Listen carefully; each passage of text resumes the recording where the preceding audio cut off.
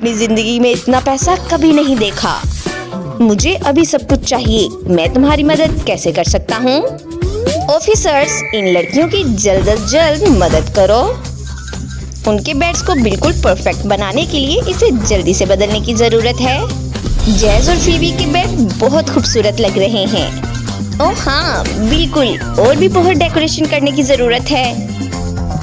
Oh wow, इन लड़कों ने बहुत अच्छा काम किया है और हमारी लड़कियों को बहुत खुश कर दिया है।